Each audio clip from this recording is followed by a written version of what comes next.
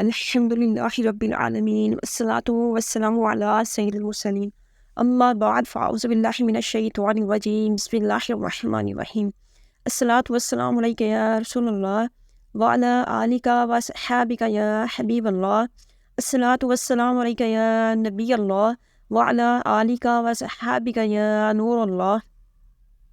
آج ہم واقعہ بیان کریں گے حضور پاک صلی اللہ علیہ وسلم کے بیان کردہ سچی واقعات سے 500 سال تک اللہ کی عبادت کرنے کا واقعہ۔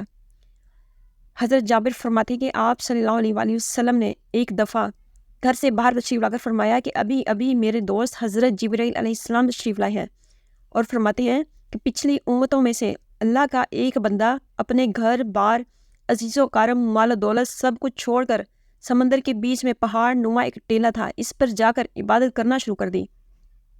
وہ سمندر اتنا وسیع تھا کہ اس ٹیلے کے ہر جانب 4,000 فرسخ دوری تک سمندر تھا۔ وہاں پر کوئی کھانے کی چیز نہ تھی، اور سمندر کا پانی بھی بالکل نمکین تھا۔ اللہ تعالیٰ نے اپنے فضل سے اس میں سے ایک انار کا درخت اگا دیا اور انگلی کے برابر میٹھے پانی کا چشمہ جاری کر دیا۔ یہ عابد دن رات 24 گھنٹے اپنی عبادت میں گزار دیتا تھا، اور 24 گھنٹے میں انار کا ایک پھل کھا لیتا تھا، اور میٹھے پانی کے چشمے سے ایک گلاس پانی نوش فرما لیتا۔ اسی حالت میں 500 سال گزر گئے۔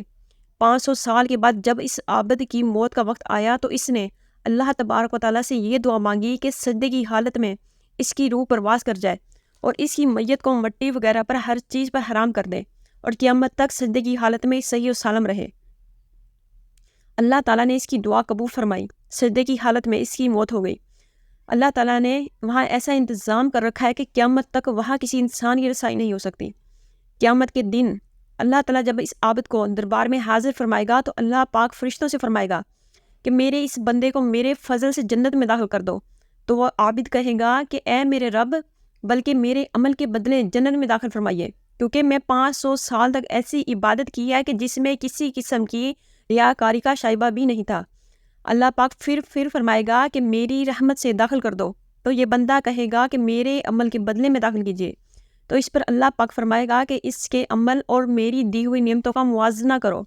موازنہ کر کے دیکھا جائے گا کہ اللہ نے جو اس کو بینائی عطا فرمائی ہے، صرف بینائی کی نعمت اس کی 500 سال کی عبادت کا احاطہ کر لے گی۔ اس کے بعد پورے جسم میں کان کی نعمت، زبان کی نعمت، ہاتھ کی نعمت، ناک کی نعمت، پیر کی نعمت اور دل و دماغ کی نعمت، ان سب کا بدل باقی رہ جائے گا۔ پھر ان کے علاوہ جو 500 سال تک اللہ نے میٹھا پانی پلایا اور انار کا پھل کھلایا ہے، ان تمام کا بدلہ باقی رہ جائے گا۔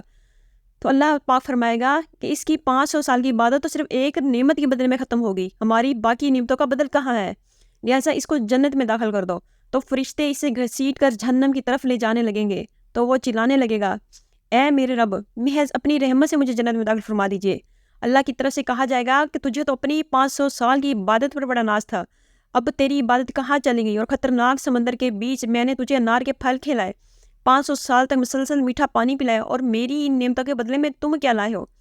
تو وہ کہے گا، اللہ اپنی رحمت سے مجھے جنت میں داخل فرمائیے، اور آپ کی رحمت کے بغیر کچھ بھی نہیں ہو سکتا ہے۔ پھر آخر میں جب حجت تمام ہو جائیں گی تو اللہ تعالیٰ فرمائے گا کہ میری رحمت میرے فضل کے ذریعے اس کو جنت میں داخل کر دو۔ پھر وہ اللہ کی رحمت ہی کے ذریعے جنت میں داخل ہو سکے گا۔ اگر اللہ نے کسی کو نیک عمل کی توفیق عطا فرمائی ہے تو اس کو خوش فہمی میں مبتلا نہیں ہونا چاہیے، اللہ سے ڈرتے رہنا چاہیے۔ یہ جو اللہ نے موقع عنایت فرمایا ہے، یہ بھی اللہ کی طرف سے بہت بڑا انعام اور توفیق ہے کہ اگر اللہ کی طرف سے توفیق نہ ہو تو موقع ہونے کے باوجود انسان عمل نہیں کر سکتا ہے۔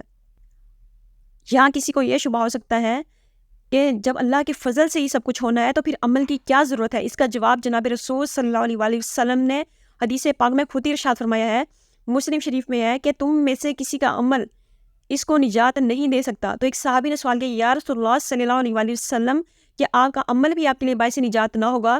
آپ نے ارشاد فرمایا کہ میرا عمل بھی مجھ کو نجات نہیں دے سکتا، لیکن اللہ پاک نے اپنے فضل و کرم سے مجھے اپنی رحمت سے ڈھانپ رکھا ہے کہ جو کچھ بھی اللہ تعالیٰ نے میرے ساتھ نجات کا تقرب کا معاملہ کیا ہے وہ سب کا سب اپنے فضل و رحمت کے ذریعے سے کیا ہے۔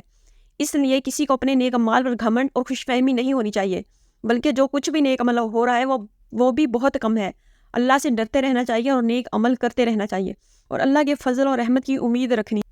وَمَا عَلَيْنَا إِلَّا الْبَلَاغُ الْمُبِينُ۔ مزید اچھی ویڈیو دیکھنے کے لیے ہمارے چینل کا وزٹ کریں، شیئر کریں، لائک کریں، سبسکرائب کریں۔ جزاکم اللہ خیر. لا الہ الا اللہ محمد رسول اللہ صلی اللہ تعالیٰ علی محمد صلی اللہ تعالیٰ علیہ وآلہ وسلم.